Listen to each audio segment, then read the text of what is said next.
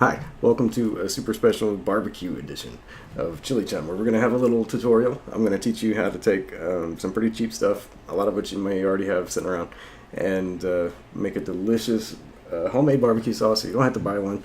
And we can make it hot as all hell with ghost peppers and Carolina Reapers. So stick around, we're going to make some homemade spicy, very spicy barbecue sauce.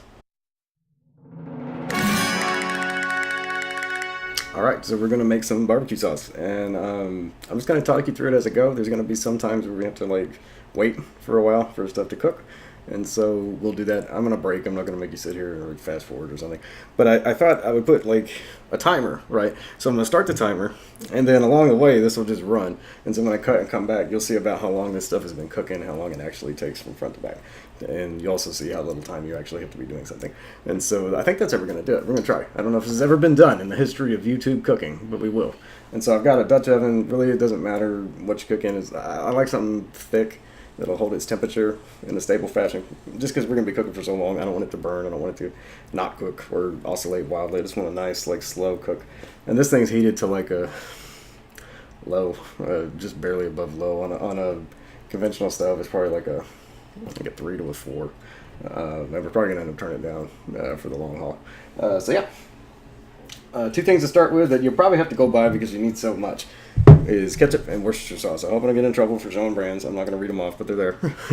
But yeah, I've got what is a 24-ounce bottle of ketchup, and I've got what is a 15-ounce bottle of 15-ounce bottle of Worcestershire sauce. And well, you don't need to measure because we're going to use all of it. So you can hear it cooking. Hear it? So as soon as we put the ketchup in there, it's cooking, which tells us we need to go lower because we don't want to burn this. Boom. So we got the ketchup in, and then right behind it, we're going to take the Worcestershire sauce. You're going to notice it comes with a you're going to notice it comes with a flow restrictor. Just pop that thing off because it's going to get in the way. And then again, all of it. I'm serious. The whole bottle.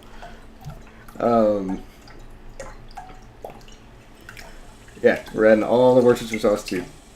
So the whole bottle of ketchup, the whole bottle of Worcestershire. If you're near a sink, you can put some water in this, shake it up, dump it out, and you'll get the last of this. I probably will do that, but I don't have, I can't right now. And then, yeah, we're going to take our little whisk. Let me get these out of my way. And then just so the bottom doesn't burn, you want to incorporate these two things pretty quick.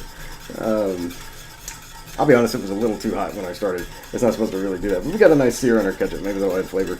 But yeah, so I'm just mixing these together until I have a nice mixture. And that's going to provide the main body and backbone of our sauce.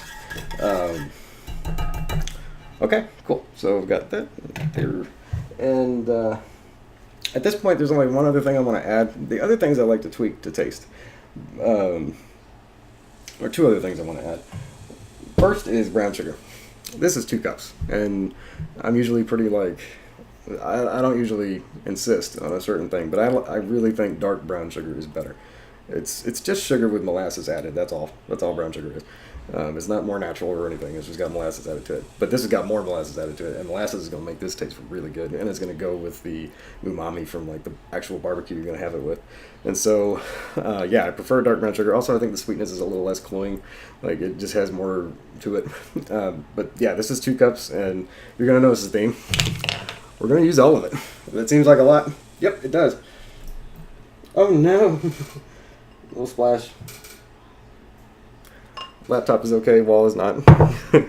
That's okay. This is we're pioneers in YouTube bedroom cooking. And so things are going to happen. We're going to experience technical problems, and we're going to soldier on. Yeah, so I'm just incorporating that too. And so again, this is one 24-ounce bottle of ketchup. I went with organic. You don't have to.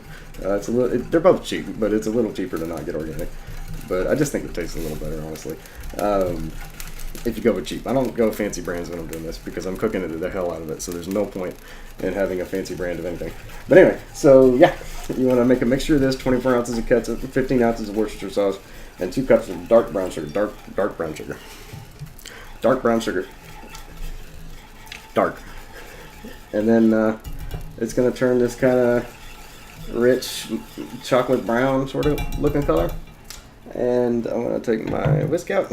And so, yeah, from here, we just want to get it to like a nice little simmer. And so I'm not messing with anything. I'm leaving my burner on like a 3 where it's at, and I'm just gonna wait because it's gonna take a minute. The thing about a thick skillet or a cast iron skillet, you got to think about it like driving a bus versus driving a car. So you got to brake earlier, and it takes longer to accelerate, but when you get going it takes longer to stop, so you got to just maneuver carefully, drive the bus and be gentle, and you get up to a nice simmer. We'll find a nice happy spot and I'll check back in with you, and then we'll be cooking for the long haul.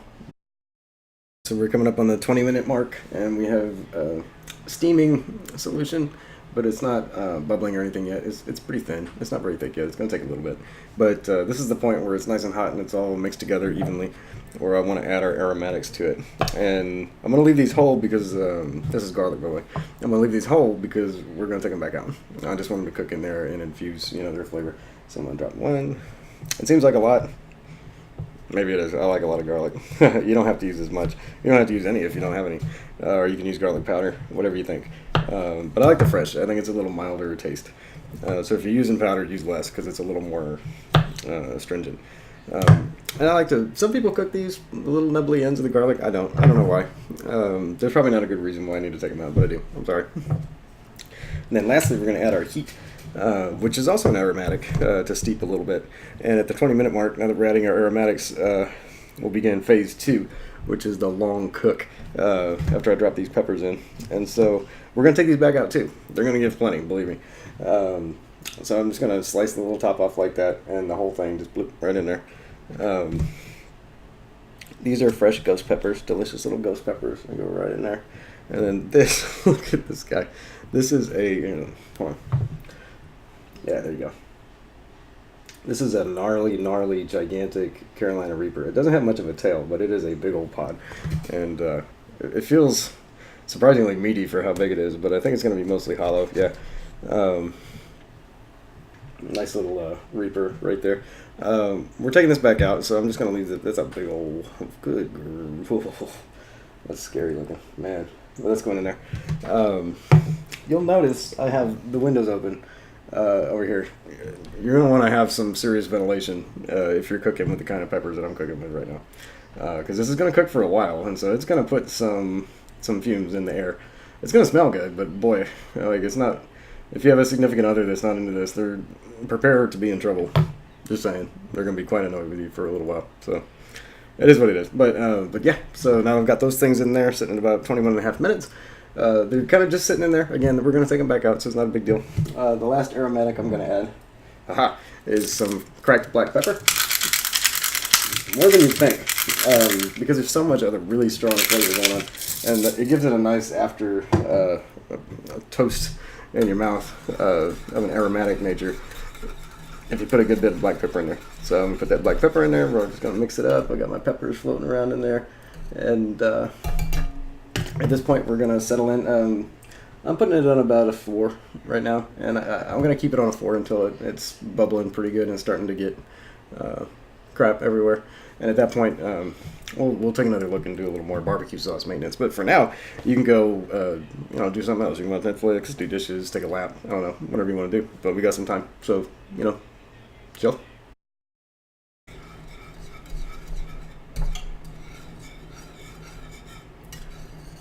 Look for any signs of horrifying trouble. Nothing. Everything seems good. And so, as I check in, and I like to just kind of add little layers of flavor. I don't know if it makes a huge difference, but I like to think it does. If you just dote on it, love on it, just put little touches in it. And at some point during the cooking, I think every barbecue sauce needs a little bit of soy sauce. Not a ton, but it adds some umami, it adds some complexity, and I think it helps ground it a little bit because we put a lot of sugar. And the way I get away with putting a lot of sugar is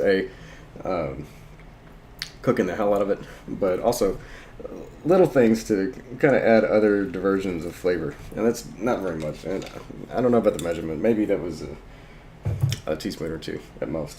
And I'm going to add a little bit more black pepper. And again, you'd be surprised how much of it this thing can take, and it gives it a nice richness to offset all the sugar that we put in there. So we're gonna mix that in, and it'll take a couple minutes to get back to the simmer that we were at. I'm still sitting at about a 4. Really no reason to change it. You can see it takes, like I said, it takes a while to make this stuff, and at about the 42-minute mark. Or so, we added a couple more flavors and things, and now we're really going to let this wait. Now this is going to cook for I'm going to say at least we're going to get to about an hour and 10 before we have to do anything else. So yeah, we're going to let this cook, come back to a simmer. Just kind of keep an eye on it. It doesn't hurt to check occasionally. Just make sure you're not cooking it too hard, because once it burns, you're screwed. And with a cast iron skillet, again, drive the bus. If you get it going too fast, then it can be hard to get it slowed back down before you cause an issue. So just take it easy. Everything's cool. It's the weekend, Saturday. I got ribs on the grill right now, smoking with post-oak. I got all kinds of time. I might even go take a shower real quick because I'm just about done barbecuing. This is going to take such a while. So yeah, go find something to do. About an hour and 17? Yeah. And if you look, we got the bubbles in the boiler are starting to get bigger and bigger, and it's starting to reduce down quite a bit. So I'm going to turn it down to, on your stove, probably like a 3, maybe a 2.5. For the rest, and if you're using something like cast iron, it'll take a little while to cool down, so it'll keep cooking, because we want it to cook some more. We want to keep thickening it, because it needs to be, for me, barbecue sauce needs to be thick as molasses, like a traditional barbecue sauce. So we're going to cook it down quite a bit, but yeah, we'll give it another little stir, just make sure everything's going well, and we'll check back a little bit later.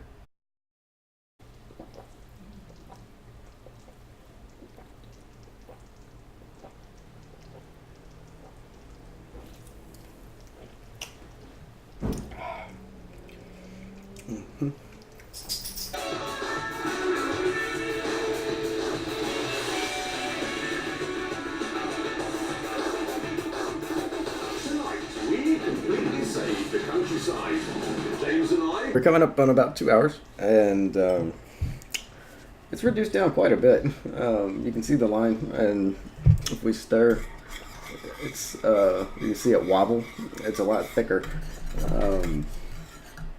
It's not done yet by any means, but it's definitely getting there.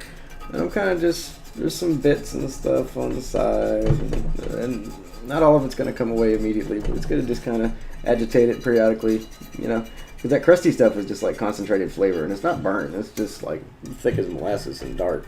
So it's good to get it back in and keep adding flavor to the sauce. And as you do it, you smear more up on the sides that gets distilled down, and then you can scrape that. So it's just like a beautiful cycle of barbecue sauce. So now we've had our peppers in there and our garlic in there for a while, nearly 2 hours, and it's time to take them out. So I got me just an empty. This is a mason jar, just something to put them in. And because of the peppers, it's probably not something you're not gonna want to handle them too much. And maybe this is weird, but I think for stuff like this, chopsticks are the tool of choice. So I'm just retrieving. There's our Reaper, and then there's that looks like a piece of garlic. Ooh, there's a ghost pepper. Let's see, because I can be precise, and then I can just kind of drag the chopsticks through to find the rest of everything. So I'm missing the garlic. There's one. Oh, hey, come here. Garlic. I think I got one more. Yeah, there you are. Garlic. Oh, all right. So we got our stuff out of there. You can eat that if you want. Ooh, that's gonna hurt though.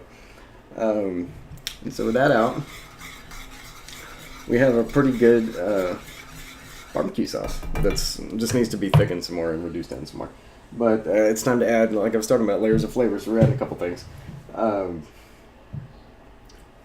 These are a couple things that you may have to improvise, because I have some weird stuff, so you may not have it. First thing is this jar that lives in our pantry labeled, you can see that, peppers with like X's, because it's just death. This is from a year ago or two, and but a lot of gassing out the kitchen with a food dehydrator. But this is Trinidad Moruga scorpions and Carolina Reapers.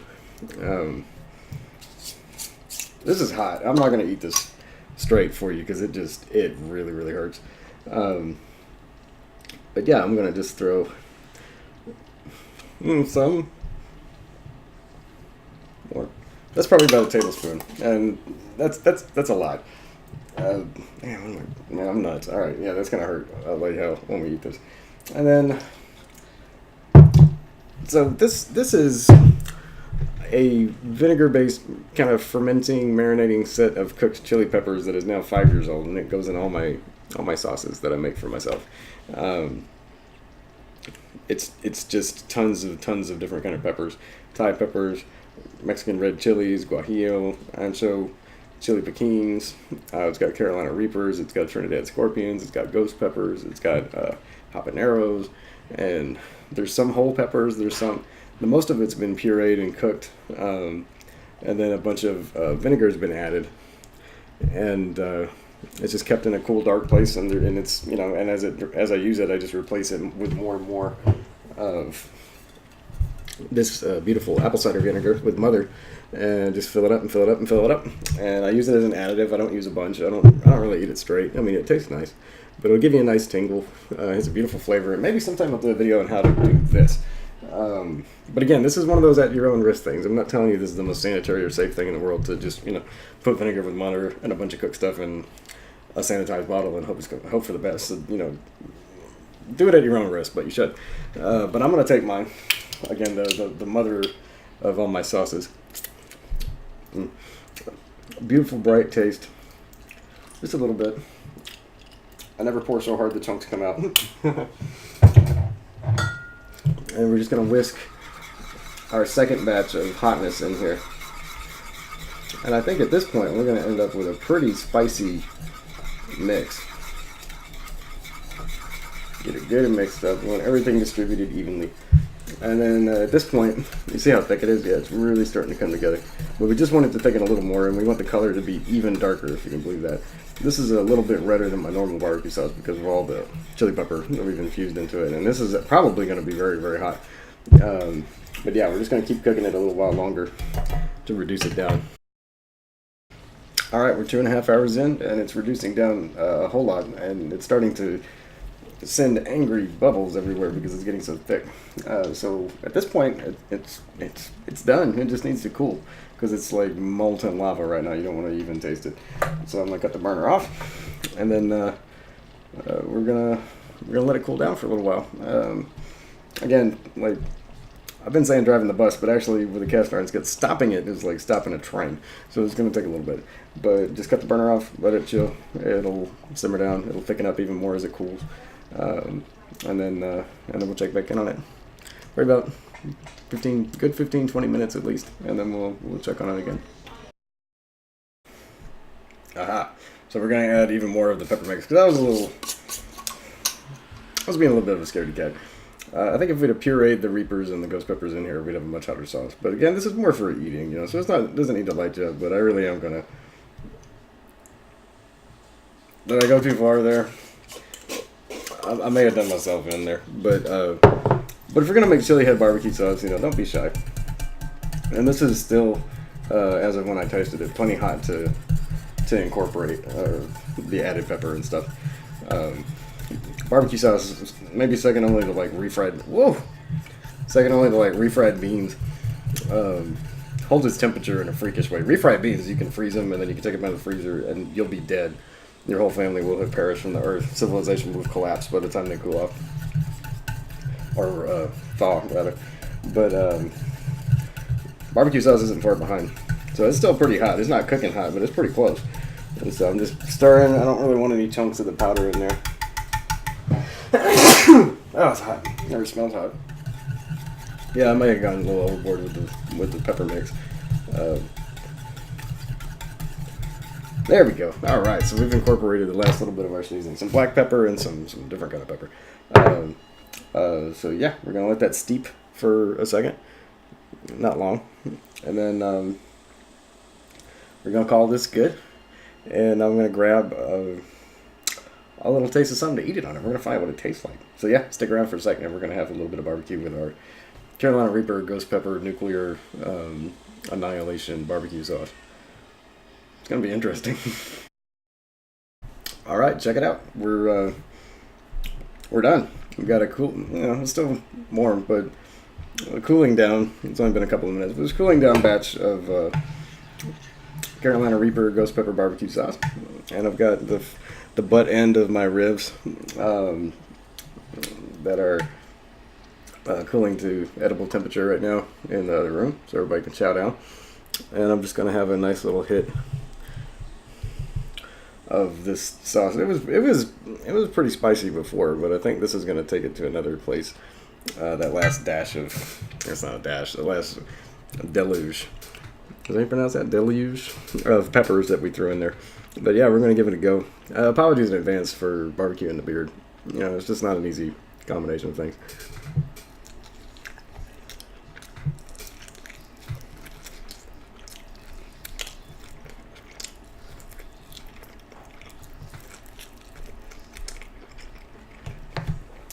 Mm-hmm.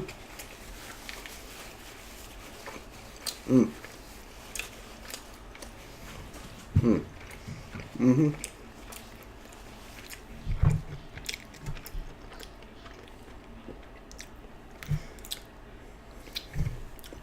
That is delicious flavor.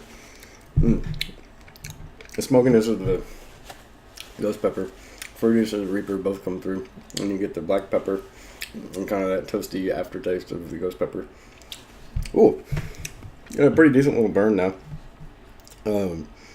Yeah, on this first rib of the batch, it goes very well. It tastes very much like a standard barbecue sauce. This is kind of a boilerplate, traditional, at least in Texas, as far as I know. Pretty traditional barbecue sauce. It differs based on where you are. But I hope you learned a little something out of this. Like, I tried to be a little quicker than last time. I think I shaved about 5 minutes off. So there's that. But yeah, if you like this kind of thing and you want to learn about delicious food that you can make that's not that hard, click like, click subscribe, click the bell. You'll get notified. Well, back in the throat. You'll get notified whenever you'll get notified whenever I do something new. So yeah, appreciate you coming to Chili Chunn. Thank you very much.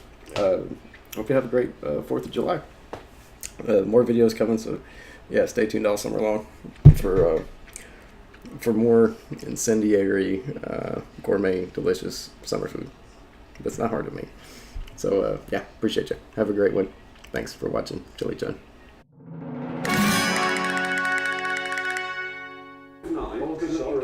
I'm very sorry, but they've just announced the Mito. Here it is. And that is a minger. That is a minger. Has anyone else got any ideas? Aston Martin? No. DB9 convertible? That's not good. It looks like it's bent. Hummer. I've seen Hummer. Like you're thinking. No, they're consistently ugly across their range of one car. And they're